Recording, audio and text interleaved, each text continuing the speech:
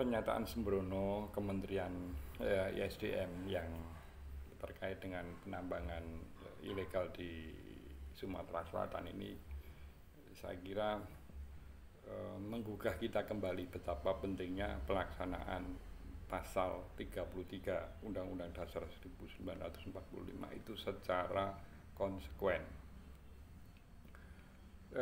Pernyataan sembrono tersebut mengatakan bahwa penambang ilegal inilah yang menjadi biang kerok kemiskinan di daerah yang kaya akan tambang.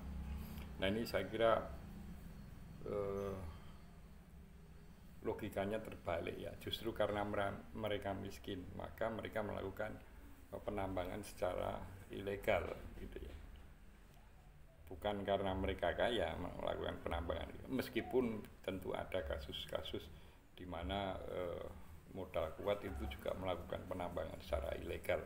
Tetapi secara umum kalau itu dilakukan oleh rakyat, pasti motivasinya adalah karena justru mereka miskin menjadi penambang ilegal. Nah, ini perlunya kembali rakyat untuk mengingatkan Mr. Prabowo apa yang sudah statementkan di Newsweek, bahwa our people, not our minerals, number one Indonesia's resource.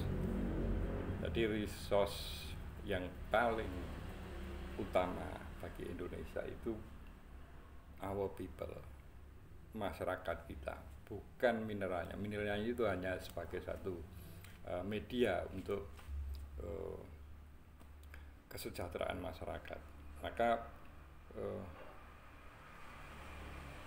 ya oke lah kita anggap sebagai keterlanjuran pengelolaan tambang yang barangkali carut marut.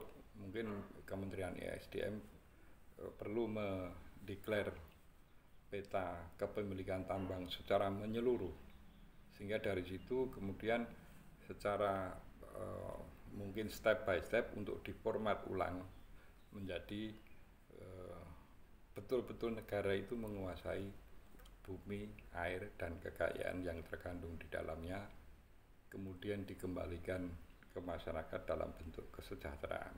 Ini memang amanat undang-undang begitu, sebagaimana dulu para pendiri bangsa itu melihat betapa kaya rakyat bumi Indonesia,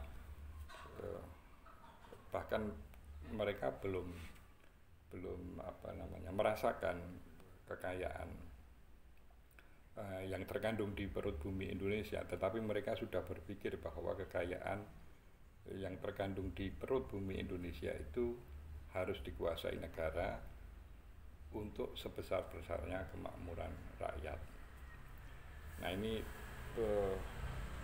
Mr. Prabowo masih punya waktu untuk memformat ulang pengelolaan tambang di Indonesia, di mana negara itu harus berada di atas